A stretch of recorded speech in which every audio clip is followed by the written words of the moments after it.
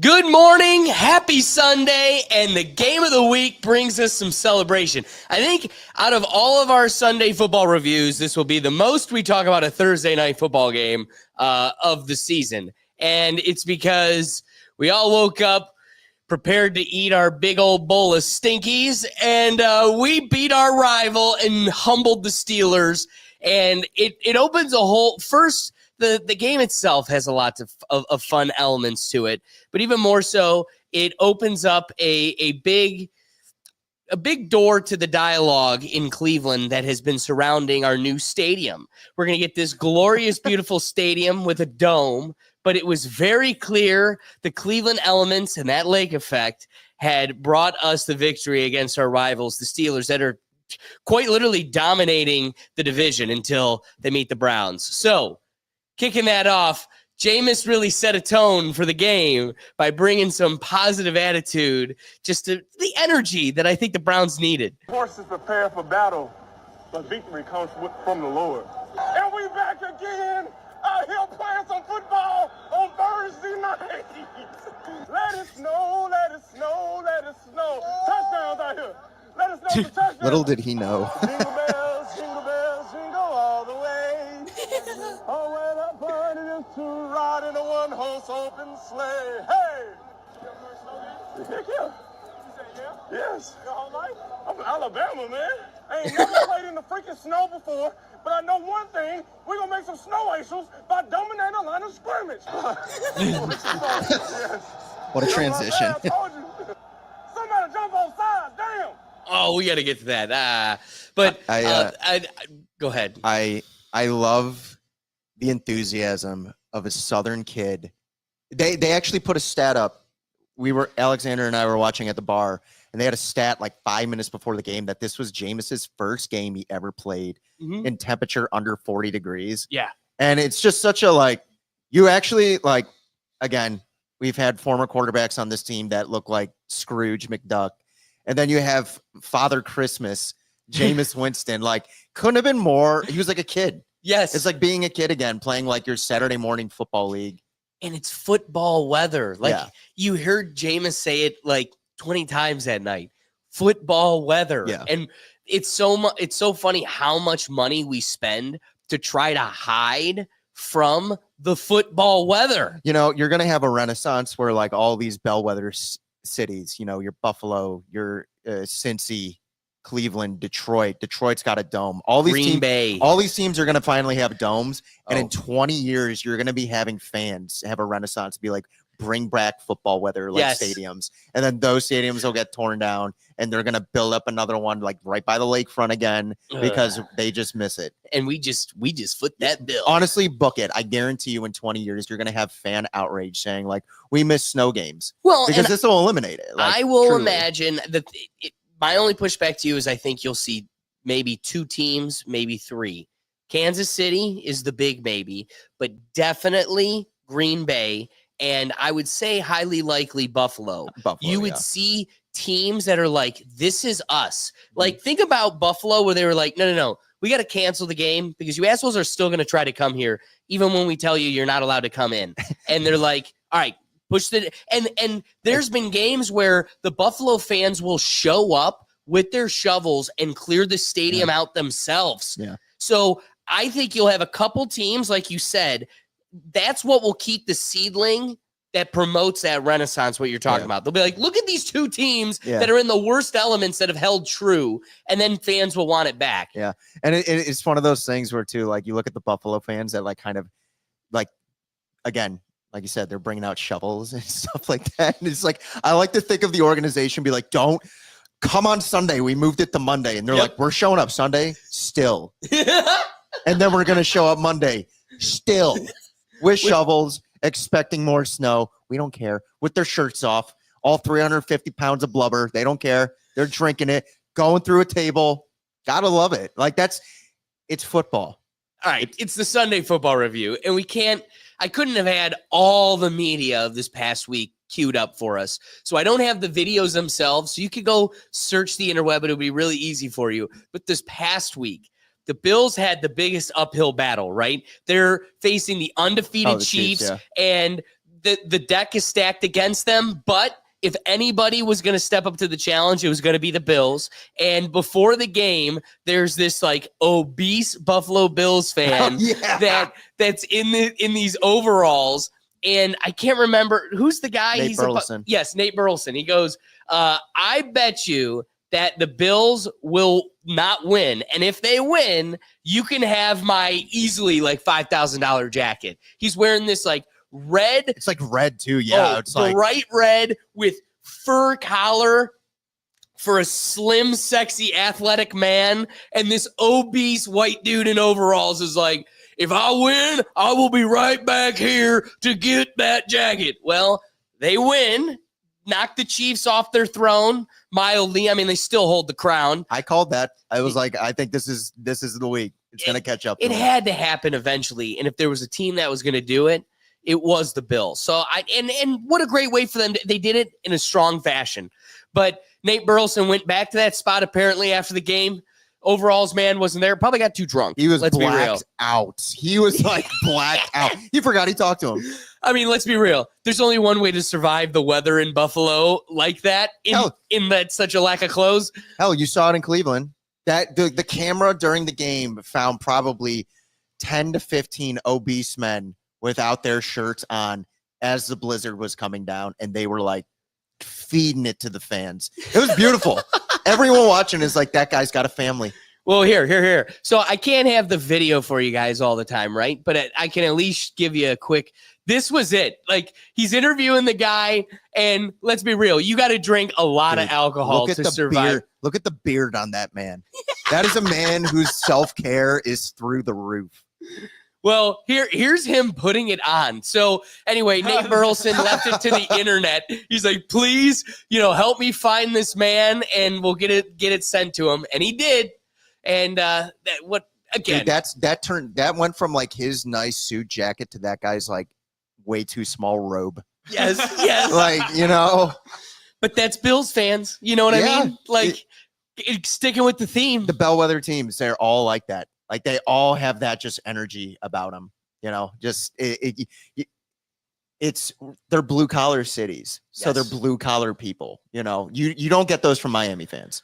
No disrespect to Miami fans. They love the Dolphins, but it's like, you come up here, it's like, I think of Game of Thrones, right? And I think of like the North, and then like you have people like near King's Landing, the South. It is like, no, they're different people. When you come up here, like instant it hits like 50, they're like long sleeves and buttoned up, like, oh my God, it's kind of cold out. You'll have people out here in shorts still, like freezing temperature. Sometimes I look at them and I'm like, you ain't cold?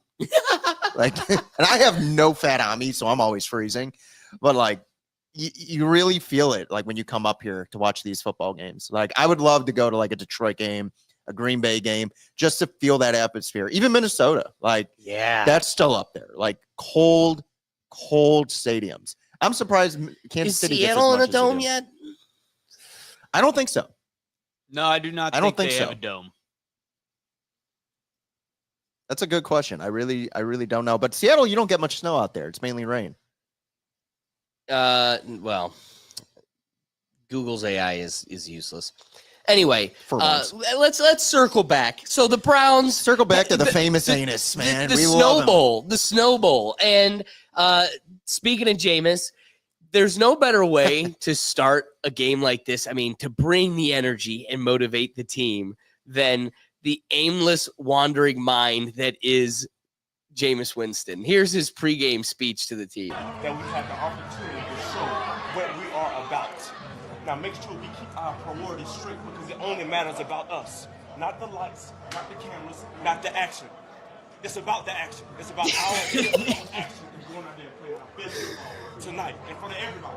That's a powerful testimony, all right? Let's go get it. Family on 3. 1, 2, 3, family.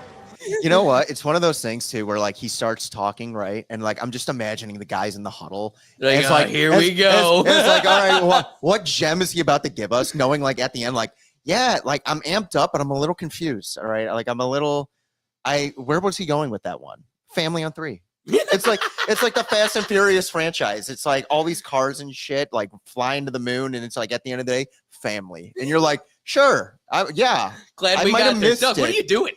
I might have missed it. Go ahead. Doug, are you all right? Are you all right, sir? Doing dandy. Doug's losing himself. Alex is cracking up. I wanted people to see. I want to see the laughs. We want to. We're all here for the laughs. Jameis is bringing the joy back. What can we say? He's bringing it back. I just see from my side eye, just like clicking back and forth. I'm like, what's going on over here?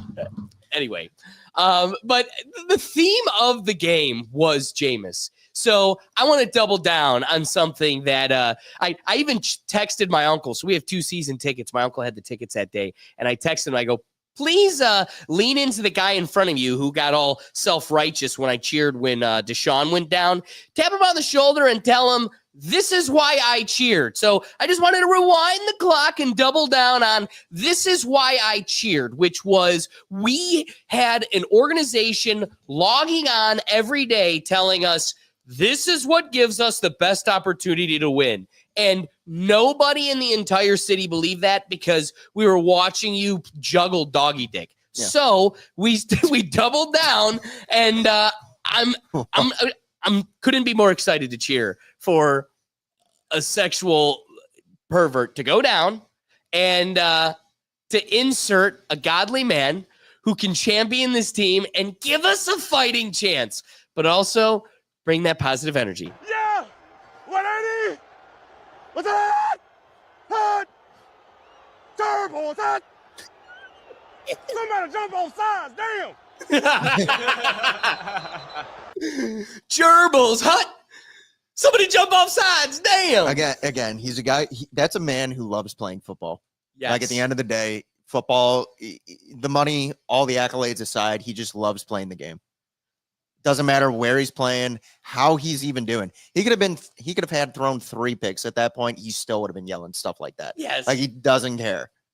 Well, so for those that missed the game, let's be very clear. If you missed that game, shame on you. You've missed, like, you missed truly, a great shame on you. Because snow games like that are always treasured. And the fact it was a good game. It wasn't just the most snow football game. Yeah. You know, like it was that a was dogfight. Win or lose, like obviously we're thrilled we won. But win or lose, like that is pinnacle football right there. Exactly.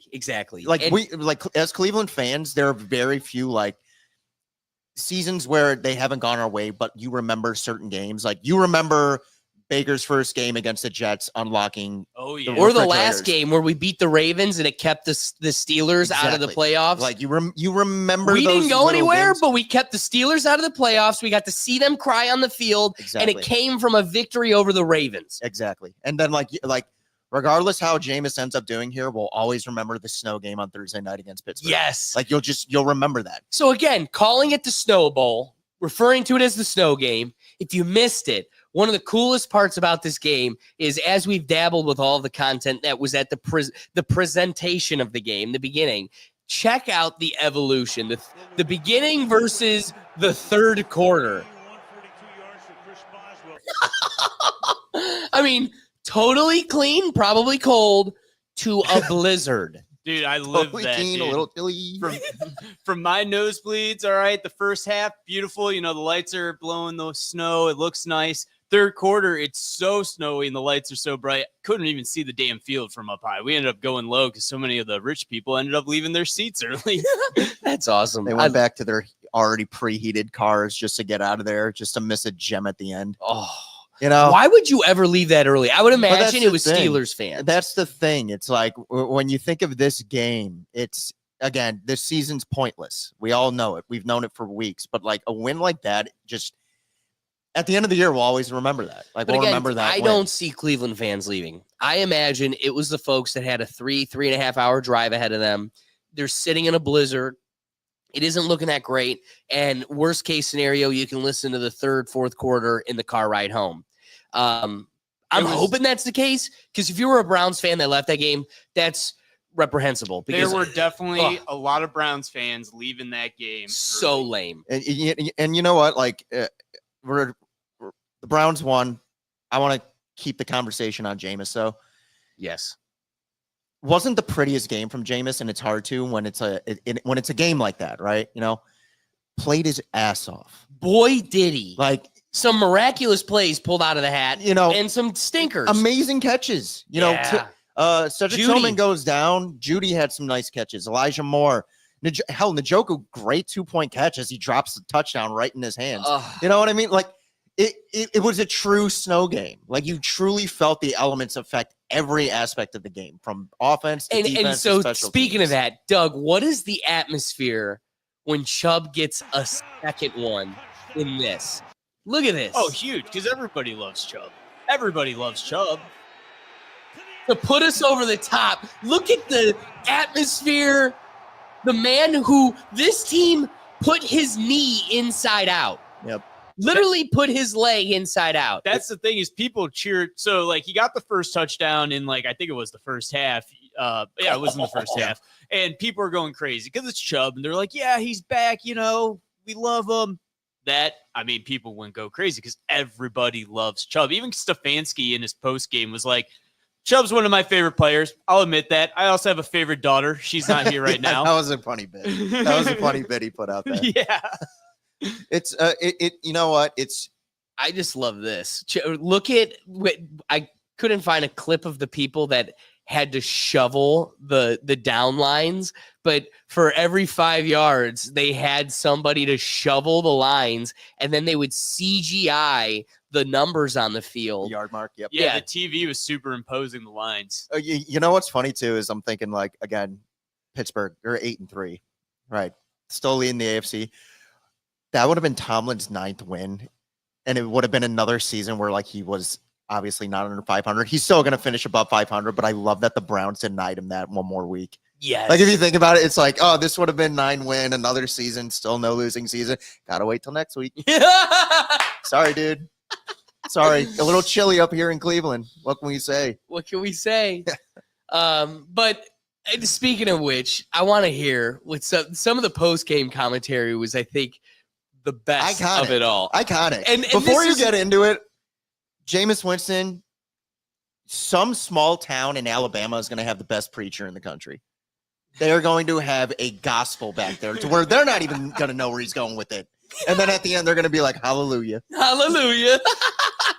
Well, first off, here's Jameis getting asked about Jingle Bells. Time singing Jingle Bells after you. Well, you know, the only reason I'm singing Jingle Bells is because I FaceTimed my wife this morning, and my boys were singing it in the car on the way to school. You know, so they done had it stuck in my head. You know, when we first got up here to Cleveland, like on the plane, my boys singing Jingle Bells, Jingle Bells, Jingle Bells, because I told them about my first trip in March where it snowed out in the middle of nowhere. I'm getting my physical, and it started snowing. So I told them, hey, Cleveland is a place where it snows. You know, we coming from Tampa and New Orleans. They ain't seen no snow, really. Like, the only time they seen snow when we were back in Alabama. So they were singing Jingle Bells, so they had me singing Jingle Bells. I love that. Look at that smile, man. And- That is well, a happy guy. That and- is a guy who loves being here. And also, like, it's not just the fun of the snow, but the excitement, and he really felt the game. Praying on the sideline because that fourth quarter, it really was like it was a whole paradigm shift. Like we were playing so well offensively, and then bang, bang, back-to-back drives with turnovers, and I'm just like, oh my gosh, like this is really an NFL's filmed moment. The snow starts pouring down. It starts getting like I felt like my feet started getting heavy because I'm squishing through the snow, and man, it was so good, and it was so great to end up getting that win. And for a guy from Alabama that's never played in the snow, Dude, he got the entire Like- Thursday night football cast to do Snow Angels with him. That's what I mean. Like again, a month ago, before Herbert the pervert went down for the season, it's like the total attitude, mindset. You have a guy who just likes being here. Like he said, I'm sure you maybe even have the clip. He's like, am I a Brown yet? It's like, you for sure are a Brown. right? Like wherever you end up, however this goes, even with you, you're a Brown for life. yes, Like you are a Brown, like Brown's legend. Don't care. like Like Flacco. like Flacco, like Brown's legend. You've embraced what this city truly is, and you saw it literally at its snowiest. And how did you respond to it? Smiling ear to ear. We're gonna get this win. Like you said, NFL Films moment. When Pittsburgh and Wilson threw a great ball in the snow to Austin Davis, like to take the lead, I was like, this is so Pittsburgh. It's not even funny. Did you guys Right. hear? Like, Oh, sorry. no, go ahead, Doug. Did you guys hear in the post game too, Pickens, who like, you know, was already in the news for this game for other reasons. He's like, Cleveland's just is not a good team. They're Stop. a bad team. We haven't gotten there yet. Yes. No, but it's it's just you've really felt the Cleveland magic. Like, funny enough, for as bad as this season's been, Cleveland magic was able to find its way in the snowiest of conditions. It felt like a Christmas miracle in middle of November. Well, dude, it's Thursday night football. Like Baker, his first win, our first win after that winless season was on a Thursday night football game too, wasn't it? Or was that a Monday night? No, game? it was Thursday. It was Yeah, Thursday that's what against I the thought. Jets at home. Yep. Nice. Thursday night football. Cleveland somehow gets Cleveland magic. They just find ways. Yep. Monday night, different story. But Thursday night football, Cleveland's got a hell of a track record of bringing out the Cleveland magic in ways that you don't expect. See, and what makes look at Batman first, real quick. Everybody's so excited. You go from snow angels on the ground to literally the most stoic, serious, even after dominating with 2 touchdowns. Batman, dude. Dun, dun, dun, dun, Vengeance. dun, dun, vengeance. Serious as hell. Well, I know what Nick Chubb was probably thinking. All right, it's a little cold. Let's get out of here. Yeah, probably. I'm ready to warm up a little bit. Especially knowing what's waiting for you in the $1 million locker room inside, like all the equipment to make you like comfortable and warm. Like, let's get in there as soon as possible. I got to take all this wet, and we've all been there. You've always had those muddy, wet, rainy, snowy games. Taking off the equipment is like half the battle because you start warming up a bit, and you're like, this is going to freeze me. Now, here's what's interesting about this game is we're focusing on there's 2 sides to this coin.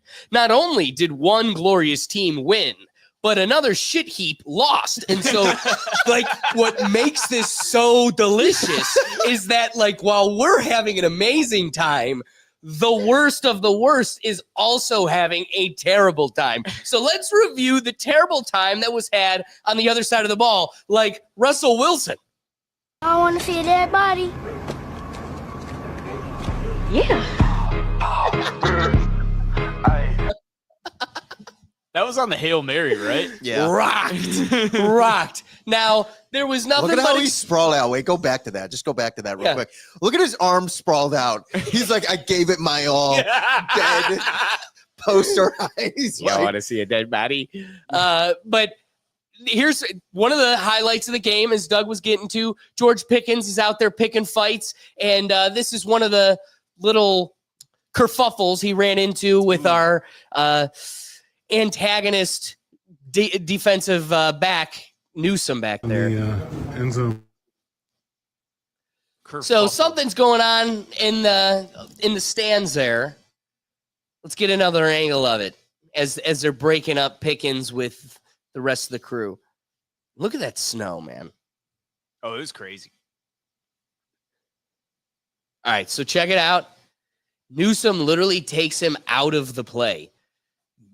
All the way to the stands. You can't really see They're it yet. fighting all the way there. Look at Newsome 0 just keeps him running. As he's grabbing his helmet, by the way, I don't know if you saw that. Look at him grab Newsome's helmet and his face mask.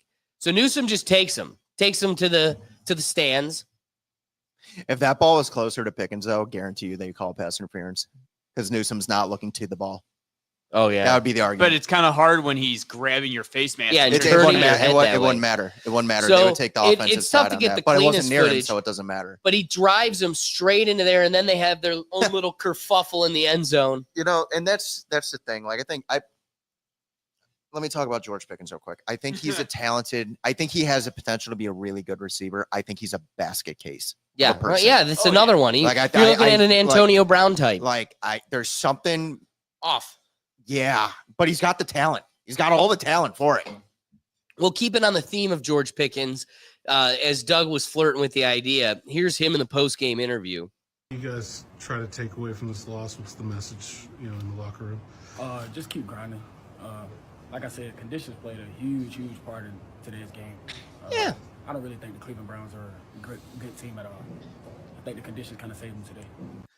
Listen, I think the person that had the best take on this was Stephen A. Smith. He really tore into George Pickens. But the truth is, that's far from an excuse. I continue to make the claim the elements did have a major play in it, but it didn't just have a play in it for you, and had a play in it for a us. guy that's never played in snow in his life and the rest of his team. So that is the game of football. The problem is the rest of football has become so comfortable and isolated from a lot of these events or these factors, elements, that you forget how pivotal this is. A mud bowl used to be some of the most exciting pieces of football. You know, Jim Brown didn't get to wake up the next morning and go, well, it was because of the mud. No. What makes a legend is the ones that transcend the elements regardless of what they are. And so, one, let's open the door after this to the conversation about the dome. But most importantly, I want to flip it back to you about George Pickens. You can't be sitting out here making the excuse of your loss when you're supposed to be the Super Bowl team, right? You're the team that's leading the division, and you're going to carry that torch to the Super Bowl. If that's the case, elements can't stop you. And if we're some bottom of the shoe dog shit team, we can't be one that wallops you because of the elements, because we rose to the occasion. It's simply this. Whenever you have a team, and again, the Steelers, they are the better team. We got the better of you on Thursday night. If you're 8-3 and you say the Browns aren't that good, what the fuck does that make you? You're right. You're exactly right. my point. You're right. Yeah. We're not good. We beat you. Yes. Are you worse? What is this? Are you a fraud team? Because I wouldn't have that position. But when you say something like that, nowadays it's like, oh, you're insecure. You're 8-3 and you don't feel like you're 8-3. You just beat Baltimore the week before. That's a kudos win. You lose to us on Thursday night in, like you said. And again, this isn't like a team that came up from Tampa or Miami. It's like, no. You guys might as well have a snow game next week. Right. You don't know. Your stadium doesn't have a dome. But it's like you're gonna again, whenever teams blame the conditions, it's like It's only the loser, by the way. it's always the loser. And two, it's not like a blatant flag wasn't called or a blatant flag should have been called or shoulda, woulda, coulda. It's like you're blaming the snow because you lost. You were winning. Yeah. Like you were literally winning with minutes left. Okay. Bye-bye, George. Pack your bags. Pack your bag. Go drive an hour and a half home. See you in a few weeks. Oh, they flew. Don't kid yourself. Doug, what were you gonna say? No, I was going to say what Will actually just touched on, which is they're Pittsburgh. Like, they're the same area as us. It's not like Pittsburgh doesn't get snow. It's not like they have a dome. Like, they play in snow. They're getting just as much snow as we probably usually get half the time. So, like, how can that possibly have helped us when you guys are going to be playing in the same stuff over in your city? I don't get that. It's a soft take. It's a soft take. Terrible take. You couldn't have been like, hey, kudos to them. We'll see you in a few weeks. That's all you say. Right. Like, if you think you really are that team, hey, kudos, they got us this week. We'll see you in a few. So let's kind of pivot now to another topic that I want to get your take on. There's two sides to this coin. There's a major dialogue about it right now in Cleveland because we're looking at a new stadium. But the question is, if Jameis could never have played a game in snow and called this football weather, I mean, really ask yourself, how much are we getting away from the root of what it means to play football? The more comfortable and luxurious we make the sport. So I want to ask, how do you feel about a dome and the league turning that into an industry standard, almost eliminating what it means to be football, if that weather is called football weather? It comes down to the whole, everyone understands why they're building a dome. It's so you could choose whether to have football weather or not. They always choose to not have the football weather, and that's the big irritable part. It'd be one thing if it's like, hey, there's going to be snow this weekend. Let's leave it up to the teams. But the problem is the teams are going to say no, because it obviously gives you a better advantage to run your system more effectively. You build a domed stadium so you could have events out there outside of football. Yes. That's or really to entice the Super Bowl. And you know what? The sad part is that's the only way a Super Bowl is coming to Cleveland at this point. So It comes down to that two-hole factor. I try to not care as much. I tend to, because I don't go to football games. I prefer watching them on a TV because I like watching. For instance, look, you're at that game and you're like, once the snow really started hitting and I'm sitting high up, I couldn't even see the field. Yep. I like to always be able to see the field. Going to a football game is fun. Don't get me wrong. Like, the atmosphere, the crowd, you're really into it, whatever. That's all great, fine, and dandy. It'll be more fun in a new stadium. But I see, I disagree. I disagree because it's like you go to the stadium to experience what they're football experiencing in all of its entirety. Yes. I'm experiencing football comfortably on a couch or at a bar where I'm watching it on TV because I prefer watching it there. If you're going to the stadium, I'm going for the full football experience, whether it be how it is. Right. It is what it is. So the argument's always going to be why would you want to build the dome? Those people who argue for it, they're right. The people who are arguing against it too, they're also right. There's no winner in this. And that's the problem when it comes to this argument. No one's going to be like, "Oh, you like to have the football weather conditions." I agree with you. I can't also look at the people that say, "Well, we want it to get rid of that because we think it's better football." I can't sit here and argue against that. Right. I mean, once the weather gets sloppy, it's sloppy football. You kind of love it too. I love it both ways, but I know me as a fan, I'm watching it at a bar. I'm not sitting out there in the snow. I don't care how it looks. I could love it when it's snowing, and I could also be like, yeah, okay, yeah, it's still football at the end of the day. It doesn't take away from the sport. It's just literally an added element. And I think that element doesn't come around enough for us to justify losing it entirely. Right. Because it's I like, agree. how many games this year in Cleveland are really going to look like that? Well, I remember being at the bar and joking to you. I'm like, wow, I can't wait to have a completely white out Thanksgiving and like a 60-degree Christmas. Yeah. You know, that's like, what I mean. You know, And so that was going to be my other point is the closer we get to January, the deeper we get into winter, there's no telling if we're going to see another game like that. We could likely just have cold days with no snow. And that also is a huge element. I mean, the fact that Baker is going to have warm hands in the middle of December, and Jameis is going to have to figure it out in potentially below freezing weather. That is what makes football a game. You're not in a basketball court. And so, again, how could you create an industry where the adjective football in description of weather is an exclamation of all of the disruptive elements that can come from weather, massive rain resulting in mud, you're slipping. I mean, the Ohio State had a season, I think it was like 3 or 4 years ago, where Nike was toying around with a special cleat, and the cleat just wasn't long enough. And they were using a type of grass seed that wasn't deep grass rooted, and they were slipping like they were on ice. Yeah. And that resulted in a loss that also is called the game. Yeah. So you can't look at George Pickens and go deal with it, but then also go, we need to nerf this game as much as possible. Now, before we leave this conversation, I credit you at the point. It came up when we were talking about it beforehand, but it parallels with your point you just raised, which is, people are the people that are going to want the dome are right. They're going to have a litany of reasons for explaining why. And those that don't want it and want to live in the elements, they also have a reason, and they also are justified and would be right.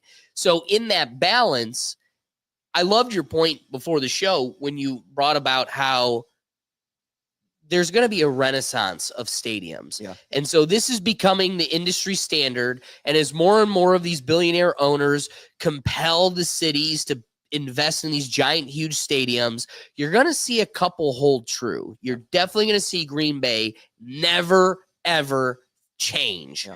Buffalo, I hope, would do the same, but also you never know. They could sell out. It's still New York. Same with Pittsburgh. And same with Pittsburgh. I see them likely getting a dome here before any of them. And I think the Chiefs are another one that would stand by having their elements. Hey, we keep winning Super Bowls. Clearly, it's not stopping us. But at the same time, we want to host a Super Bowl at some point, especially if we're the ones that keep going there. So, I could see the other side of it. So I think you'll have a couple teams that hold true, and that will continue as long as that's the case. Because if it becomes the industry where football weather's gone forever, I think it probably stays that way. It's gone forever, and that becomes the way it is. Yeah. But if a couple stay true, there will always be those couple of games that keep the Christmas spirit, right? Like that football spirit alive, to where then teams will call for the removal of that. We want to go back, and you'll see a renaissance where newer teams, 20, 30 years from now are now building stadiums. Well, I got 2 points for you based off what you just raised. So obviously they're building these domes because they want to host Super Bowls, right? I don't care so much about them hosting Super Bowls because what's the problem with people who go to the Super Bowls? They're usually wealthy people who are only going there because and they're not even football fans. Exactly. So I don't like that argument. Right. Meaning like for and favor. It's like I do not care I don't so much for that. And two, and it's like, Doug, I want to bring you into this. You're in favor of the dome. I understand your reasonings why. Did you still have a good time at that game? Oh, I did. But like you said, I like the football weather. So like, that's why it's like, I would prefer honestly a retractable roof. But like Will said, retractable roof, they will never retract it in that snow. And that's the issue. Cause I'm with you on that, Doug. It's like, it's one of those, it's damned if you do, damned if you don't kind of situation. But also because like my major in school was sports management, I understand the business side of this. They can host more events year round. Right. We could host a Super Bowl, which would benefit the entire area, not just where they're talking about building a new stadium. It would also greatly benefit Cleveland. Also, that stadium is already 30 years old. It was built in a rush to meet the demands of the NFL and to get our team back as part of an agreement with that lawsuit. You know, like we had to build the stadium in order to get the team back. Rushed it. We've had to add on all this stuff. Like it never had escalators. We had to add in elevators. Like so let me ask you this. It's falling apart. It definitely is. But with that sports management mindset, I want you to approach this answer as nothing other than a football fan, as a Browns fan, okay? If you're going to hold the position that I would support it if there was a retractable roof, ipso facto, the retractable roof would be open during games where the elements were at play. Conceding the fact that there is no world where we build this stadium and we only keep it closed for the Taylor Swift concert and it's open for the football game. We know that is not happening. So if it is the case that with the dome, retractable or not, it results in you losing football weather, the elements that make football a unique sport beyond baseball, basketball, or any other major pillar of sports, beyond soccer. But soccer isn't being played. Soccer isn't being played in areas where snow is afoot. They do have rain, they do have cold weather, but they don't have snow, blizzard, sleet, and everything else that makes football. So, are you willing to change what it is, the adjective, descriptive term, football weather? So I have 2 points with this. All Please. Right. One, I do have a connection to these Cleveland Winter Games because when the Browns were bad and people like my dad's season tickets would come out to grab, I as a kid only went to the Blizzard games, like the really bad Blizzard games, and we'd be bundling up with blankets and stuff up there. So that's why I have a connection to them, because those were, when I was young, the only chance I would really get to go, because people would give up their season tickets for free because they're just like, I don't want them. But also, I had season tickets and had the game 2 years ago when it was minus 30 and all that, and ended up just not even going because it didn't seem worth it to sit out there in that negative 30 with the wind chill. Okay. So, but now your biggest complaint cruxes on the point that I'm a season ticket holder and I don't like going to all the games. Well, then just buy a couple games, Doug. Yeah. Because for the folks that either want to afford more expensive seats to where every seat is comfortable, or like in club seats, or you just don't go to every game, you just buy the ones that fit your fancy. Why do you have to ruin my Snow Bowl because you're a little cold Nancy? But that one was great. Like last night was great. Like that wasn't bad. But we do get some. And this goes back to, like we said, you never know what the weather's going to be in Cleveland. So that's why it's like, I can't really say I'm for or against the dome. I am just for a new stadium. Here's what's cool. Here's what's cool about football. The competition, not the fandom Doug. Not Doug being a fan, but the sport football. What's cool about it is, even if Doug goes, it's minus 30, I don't want to go outside, Jameis, Miles, and Chubb still got to get their ass on that field. Njoku is shirtless They on make the more money field than me. in minus 30-degree weather. They got a job to do, and they got to be out there anyway. Kind of like COVID. I don't care if they're playing in a stadium full of 0 people. Yeah. Go out. Like Will just made a whole point about how fun it is to be in a comfortable space at a bar, at home, whatever. And I get to watch. Listen, dog, you're worth $30 million. I'm gonna watch you. What else am I paying for? Like Doug, I hear your point. Like, I don't make as much money as them. It's like, yeah, you're not on fucking TV. Like, Right. You're not who we're watching. And it's like, again, it comes back to it. It's like, I get it. The fans, like, you need to get fans in the stadium. Stadium seemed pretty goddamn packed Thursday, didn't it? Totally. And Totally we all empty knew by that was halftime. the only stadium where we were like, that was the only day of the week where we were like, oh, it's supposed to snow. Everyone knew. Everyone knew. Well, the universe needed to help us. That God had a play Sure. in that. And Jameis well, kept hallelujah.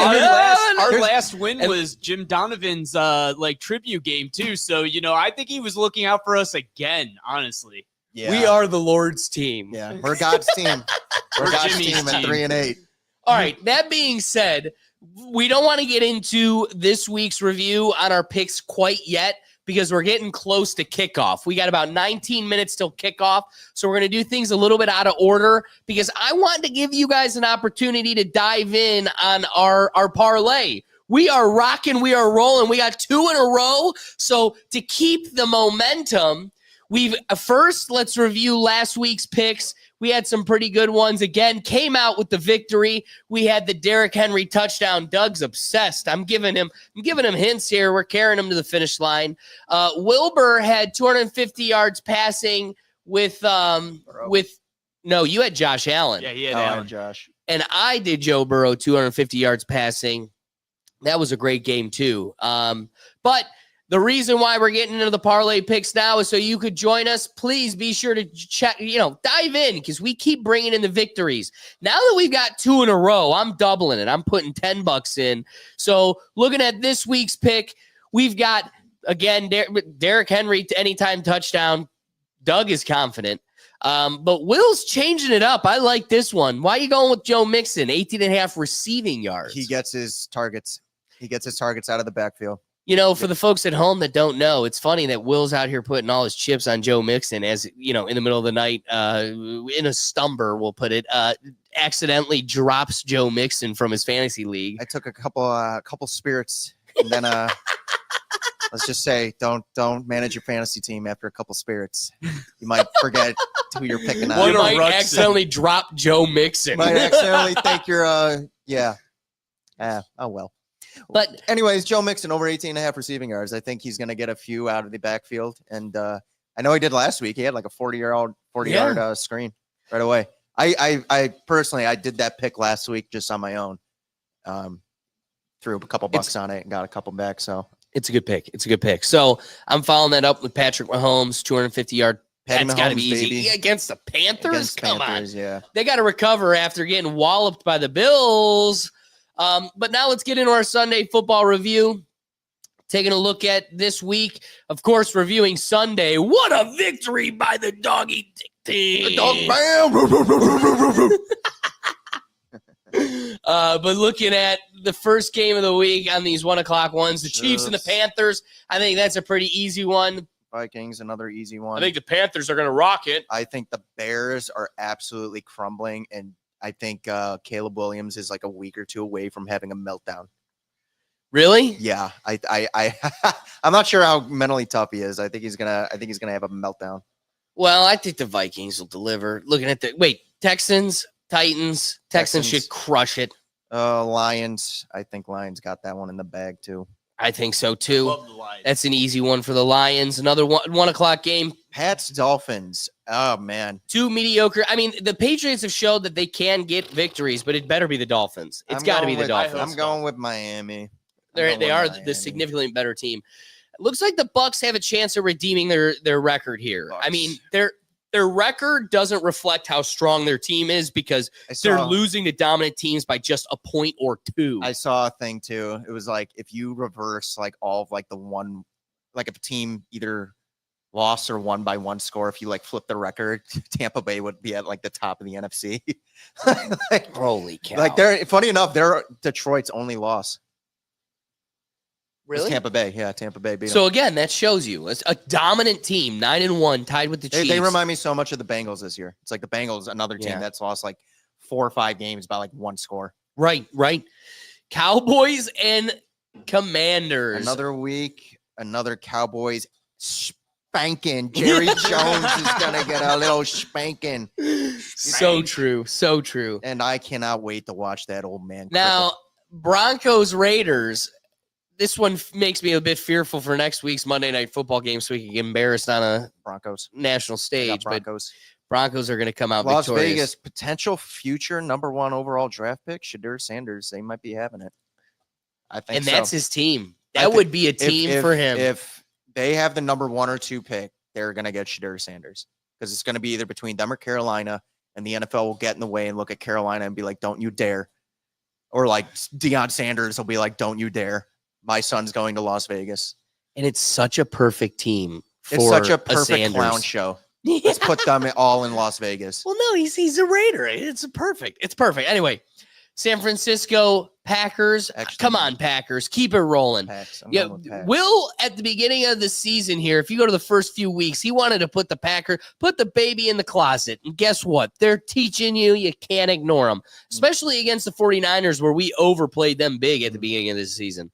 Looking at the Cardinals and the Seahawks. Man, I'm going with the Cardinals. It depends on what Cardinals team show up. I was going to say the opposite. It depends on what Seahawks team shows up. I think Because the these are two Cardinals are hot going to and cold be team. moderately strong. The Seahawks, if they show up the dominant, but they're home. I'm going The against 12th I'm going man with is Seattle. there. I'm going with Seattle. They haven't figured out how to get Marvin Harrison properly utilized in that offense yet, and that's kind of Yeah, I got to agree. for them being 6-4 without getting him properly utilized. I'm kind of surprised, but I mean, kudos to them. But I'm going with Seattle. I could agree. Seattle's another scrappy team like the Bucks and Bengals, like a lot of Yes. one-loss games or one possession games. So And they've been Going with looking them. really strong against dominant teams. Philadelphia and Los Angeles. You know what? Weeks ago they were saying fire Sirianni. Boy, that really quieted down. I wonder what happened. Maybe because they're winning. I don't know. Yeah, be. well, I think the Eagles are going to have a good, strong game. That's the tonight game. Yeah. That's the tonight game. And then wrap it up Monday. Boy, the Ravens. I want the Chargers to win always because I want the Ravens to be humbled. The Ravens are the better team. We've shown we can beat the Chargers. We have beaten the Ravens, but the Chargers are the ones that came out victorious I against think us. Jim Harbaugh is going to win Coach of the Year, and I think because of that, I'm going to go with the Chargers. I do. I think even if they lose this game, I'll still be a front runner. Probably, Coach of but the Year. I have to emphasize that. Baltimore has to win that game now. Yes, They have to win that game now since Pittsburgh just lost. that's what I was going to say. Is that when it comes to the Ravens, they have to deliver tonight. But even just our experience with both of these teams, it showed that the Chargers are not going to be an easy walk for them. No, they're a good team. They're a sneaky good team. Their defense is really solid. They have a really solid defense. It doesn't get talked about enough. So with all that being said, guys, we appreciate you waking up, having some Sunday football with us. And if you missed it, click on over and check out our Rethink Actions this morning where we had a cup of coffee and some laughs, checking out wild animals. But otherwise, I hope we were able to set you up with some good insight as you prepared your fantasy team this week. And boy, did we get to have, for once, I think this will be the one week we get to have it, but we got to have a little bit of Browns fun. I have never been less stressed on a Sunday all year. Yeah. I've never. There's no anxiety. It's all happy. I can't wait for Thanksgiving to watch Jerry Jones's Cowboys get spanked. Yes. Yeah, it's going to be great. For everybody out there, enjoy your holidays. Safe travels. True. Yeah, I and we'll, forgot. We're not going to see you for that. So happy Thanksgiving see you too. again next week. We'll see you next week. Enjoy the Thanksgiving football games. Yeah, that's huge. That takes out a lot, but that gives us a lot more to review. Oh, we're too. not missing talking about the Cowboys. Fuck them. Who cares? But we'll I be could talking care about less. the Lions, though. Yeah, well, the Lions are going to win. They're going to dominate. We just talked about them. They're winning. They're winning. They're winning. Going to win. That's right. That's our review preparing for next week. So, guys, if you enjoyed it, please hit the like, subscribe, join us next week because we go live every Sunday. But otherwise, if you're looking for all the different content, all their different shows, you can find it in one central place, and that's at our website at www.rethinktankpodcast.com. But otherwise, guys, enjoy this beautiful Sunday. Enjoy a good day of football. Kick back and relax and watch other people struggle to get their dubs as we finally delivered on it. Catch you next week. Peace.